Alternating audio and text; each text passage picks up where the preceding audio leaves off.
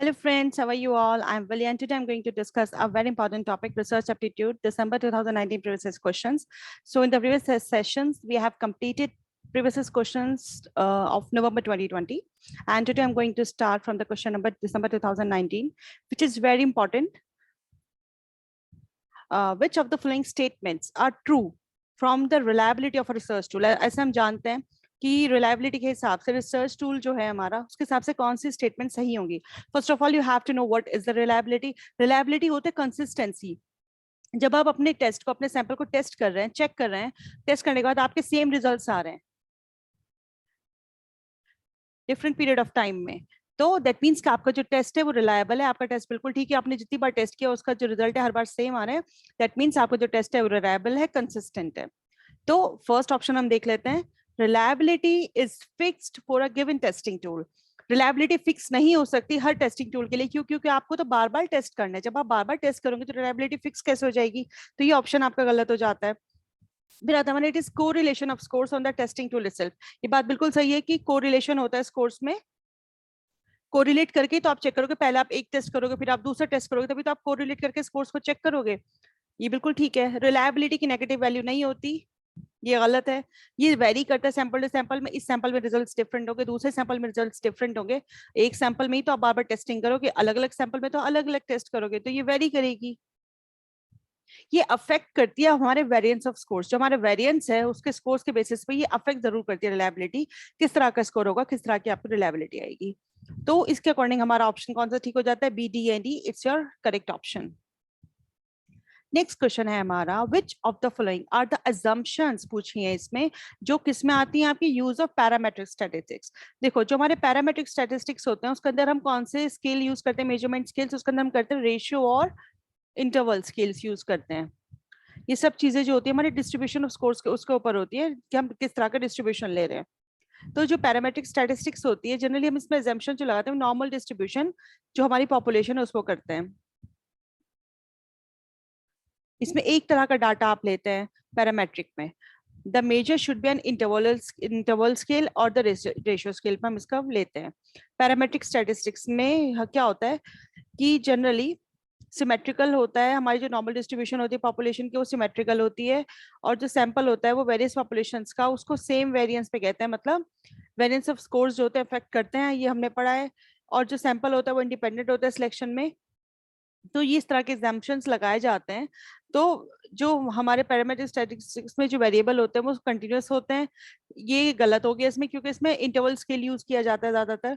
Scores जो होते हैं वो नॉर्मली डिस्ट्रीब्यूटेड होते हैं. वेरिएंस जो होता है सारे ग्रुप्स का वो इक्वल होता है. ये हमारी यूज है पैरामेट्रिक स्टैटिस्टिक्स का. तो इसके अकॉर्डिंग हमारा ए, सी एंड डी जो है हमारा करेक्ट ऑप्शन है. नेक्स्ट क्वेश्चन, इसमें बताना है ट्रू किसके हिसाब से सही होगा, हिस्टोरिकल रिसर्च डिजाइन के हिसाब से. इनमें से कौन सी कैरेक्टरिस्टिक है जो बिल्कुल सही है? तो हम जानते हैं जो हमारी हिस्टोरिकल रिसर्च होती है उसके अंदर हम हाइपोथेसिस नहीं बनाते, वो हमारी क्वालिटेटिव रिसर्च होती है. तो अगर हमारी क्वालिटेटिव रिसर्च है तो हमारा फर्स्ट पॉइंट बिल्कुल ठीक होगी, इसका जो डाटा होगा वो क्वालिटेटिव होगा. टेस्टिंग हाइपोथेसिस जो होता है इसका इंटीग्रल पार्ट होता है. नहीं, हाइपोथेसिस हम बनाते ही नहीं है हिस्टोरिकल रिसर्च पे. क्यों? क्योंकि हिस्टोरिकल रिसर्च पे हम पास्ट इवेंट्स के ऊपर रिसर्च करते हैं, हम कंटेंट देखते हैं, रिसर्च करते हैं, रिव्यू ऑफ लिटरेचर करते हैं, उसके अंदर हम हाइपोथेसिस नहीं बनाते. Findings can be generalised to other situation. जब आपके क्वांटिटेटिवली कोई काम कर ही नहीं रही तो जनरलाइजेशंस भी नहीं होंगी. डाटा जो होगा वैलिडिटी और ऑथेंटिसिटी के ऊपर चेक किया जाता है. बिल्कुल ठीक है भाई, डाटा जब आप लोगे रिसर्च के लिए तो उसकी वैलिडिटी कि वो ऑथेंटिक है कि नहीं, जो आप डाटा ले रहे हो, कहाँ से आप डाटा ले रहे हो, ये चीजें बहुत इंपॉर्टेंट होती है. तो ये इंपॉर्टेंट पॉइंट हो गया. जो आप कंटेंट को एनालाइज करते हो वो आप अपने डाटा ट्रीटमेंट में यूज करते हो. बिल्कुल ठीक है, हम जो कंटेंट लेते हैं वो रिव्यू ऑफ लिटरेचर से लेते हैं, पास्ट इवेंट्स पे लेते हैं, क्योंकि हमारी रिसर्च कैसी है? हिस्टोरिकल. हिस्टोरिकल में वो होगा जो ऑलरेडी हिस्ट्री बन चुकी है, जो पास्ट इवेंट्स हैं उसमें हम कंटेंट को भी एनालिसिस करते हैं, रिव्यू ऑफ चेक करते हैं, चीजों की वैलिडिटी भी चेक करते हैं जो आप रिसर्च में लेना चाह रहे हैं, अपने डिजाइन में लेना चाह रहे हैं. तो इसके अकॉर्डिंग अगर हमारा बी और सी ऑप्शन को आप काट देते हैं तो बी सी की वजह से तो हमारे दो ऑप्शन गलत हो गए, ये भी ऑप्शन गलत हो गया. सही ऑप्शन क्या है आपका निकल के? Third option. तो ये आपका आंसर हो जाएगा.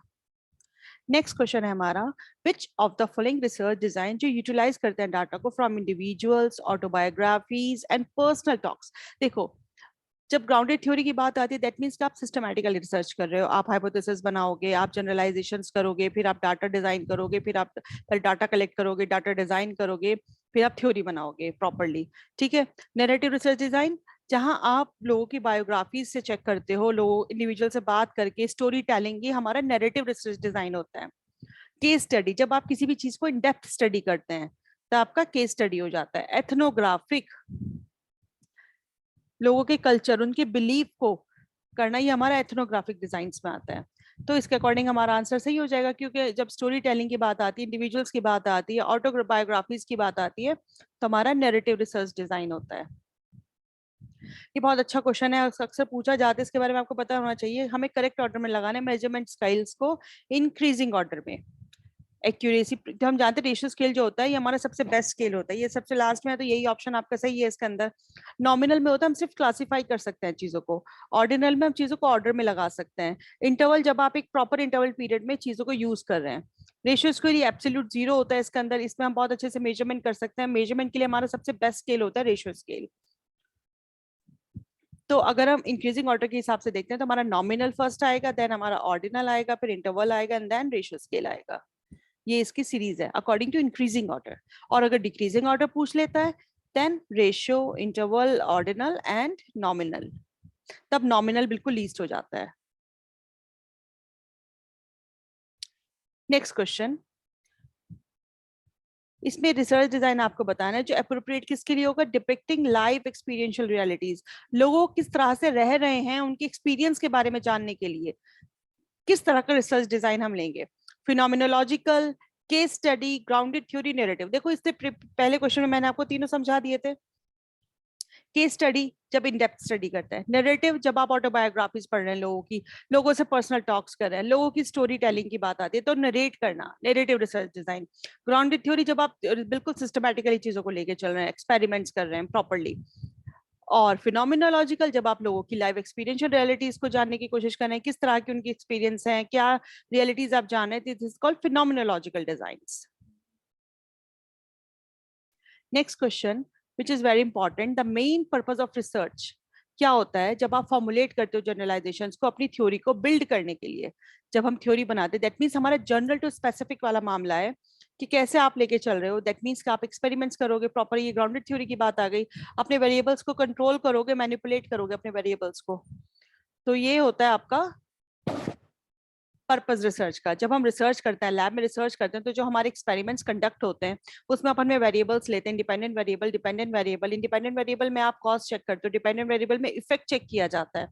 तो ये सब चीज हम किस में करते हैं, जनरलाइजेशन फॉर्मुलेट करते हैं, थ्योरी बिल्ड करते हैं, जब जब आप एक्सपेरिमेंट करते हैं, कंट्रोल करते हैं, मैनिपुलेट करते हैं अपने वेरिएबल्स को। Symbolic interaction with emphasis on social interaction, हम कोई इंटरेक्शन नहीं कर रहे हैं, participant observation with focus on, उनके पर्सपेक्टिव्स के बेसिस पे फोकस करना। थ्योरी बिल्डिंग में ये सब चीजें नहीं आएंगी। इसमें इंपॉर्टेंट चीज ये होती है कि आप कैसे एक्सपेरिमेंट करते हैं, कौन से वेरिएबल्स आप ले रहे हैं, कैसे आप उनको मैनिपुलेट करके थ्योरी बना रहे हैं।